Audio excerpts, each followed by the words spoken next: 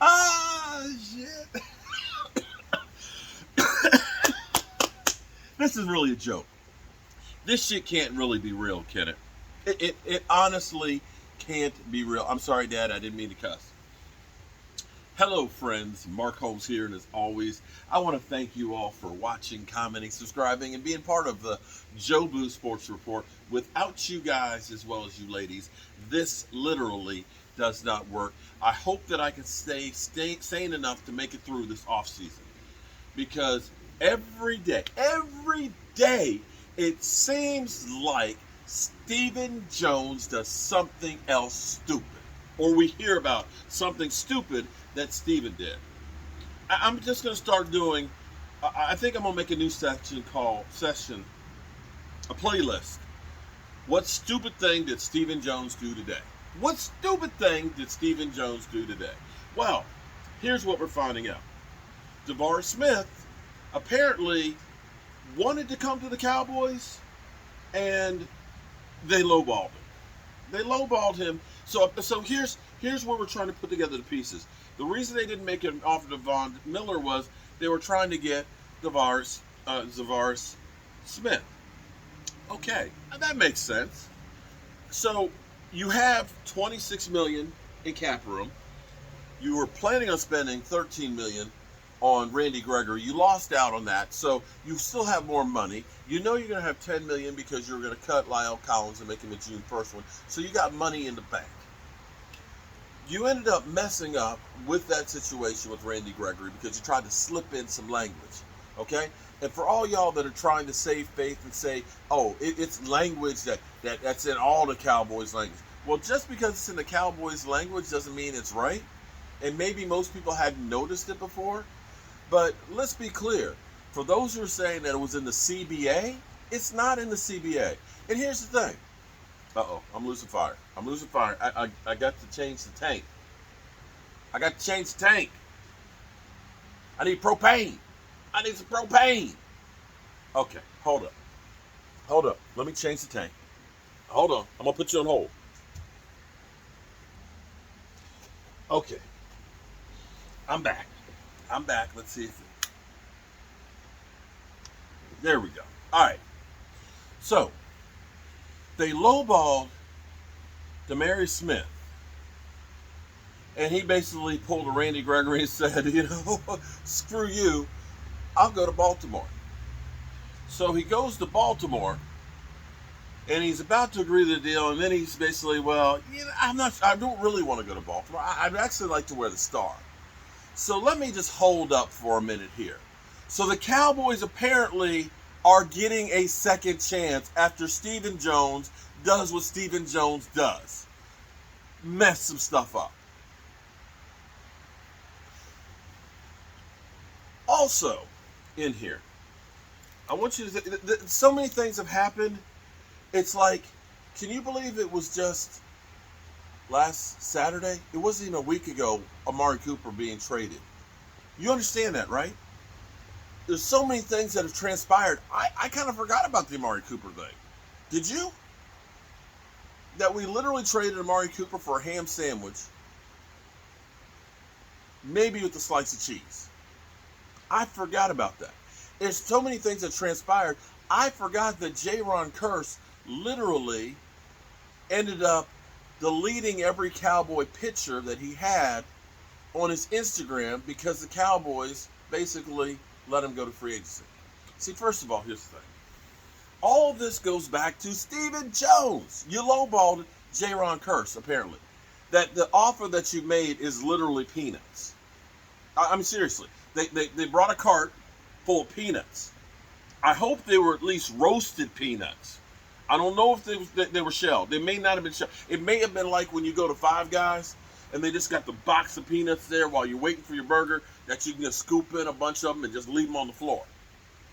That's about what they did with Jayron Kearse. So, I don't know. I haven't looked at his Instagram to see if he's put any more pictures of Probably hasn't. But here it is. Stephen Jones, in his mind, he's a legend and is a great negotiator.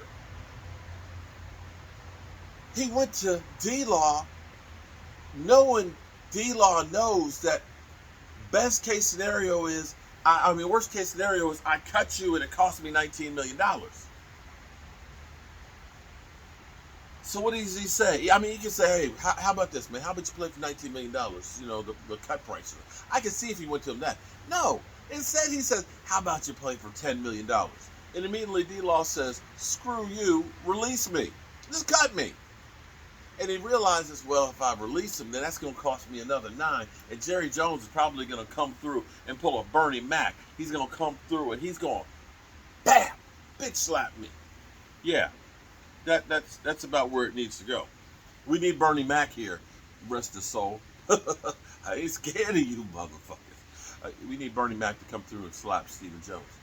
But Stephen Jones is still doing the same thing that got us in trouble to begin with. You say you don't believe in other free agents, but you damn sure don't believe in your own free agents either because you keep chasing them away. And see, here's where it's crazy. Everybody, I don't know of any team out there that is literally counting pennies right now. You have the New Orleans Saints, $75 million in the hole. They restructured contracts left and right. They have more cash right now than we do, and they started from $75 million in the red. Green Bay, although they were willing to pay Davante Adams the franchise tag, which was going to be $21 million or $22 million or whatever it was, they paid Aaron Rodgers $50 million. Between the two guys, we're talking about $70 million. They didn't bat an eye. Now, it turns out they couldn't come up with a number that would satisfy Davante Adams, so they made a trade where they got a number one and a number two, and they're going to pay him $28.5 million a year. Contract. Here it is, $28 million a year, and you have Stephen Jones, who's literally scraping the bottom of the barrel now for players. The primo players are going off the board. Stephen Jones thought he was smart. Stephen Jones is like, I ain't got no work to do the first week, man. We're gonna let everybody go through and get that first wave out the way, and then come next week we'll start the second wave, and those people will be out of money. Yeah, well, guess what? Those guys decided we're gonna go ahead and say, damn the torpedoes, because we understand the business side of this. We understand what the collective bargaining agreement is going to do to the salary cap.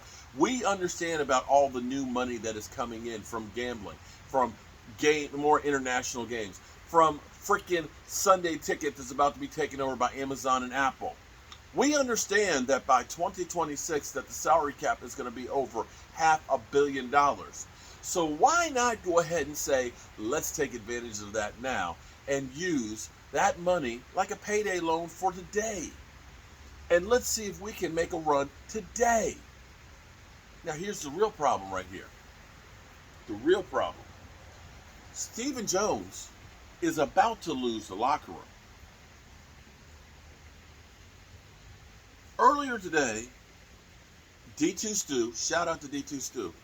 D2 Stu sent me a tweet by Micah Parsons, basically just like shaking my head. What you're doing right now with this low ball, because see, now there's consistency. It's not like you just did this to one guy. You did this to D-Law, and you can say, okay, maybe you did that to D-Law because, he's an older guy. He's almost 30 years old, right? 30 years old, okay. Maybe he's thinking, how many good years? He has had 2 back surgeries. He had the labrum surgery. He messed up his foot. Okay, maybe I can understand that you tried to lowball. But then you go to a guy who came through and played lights out, played better at safety than anybody that you've had since, maybe Roy Williams, maybe all the way back to Woodson. And instead, that young guy who played well, you lowballed him. Okay, all right. So maybe you figured, okay, you lowballed him because he just had 1 year. Okay, and you lowballed maybe DeMarcus Lawrence because he is old. Okay, maybe I understand that. But then, after missing out after player and losing a key guy on your roster, possibly getting a guy who might be better,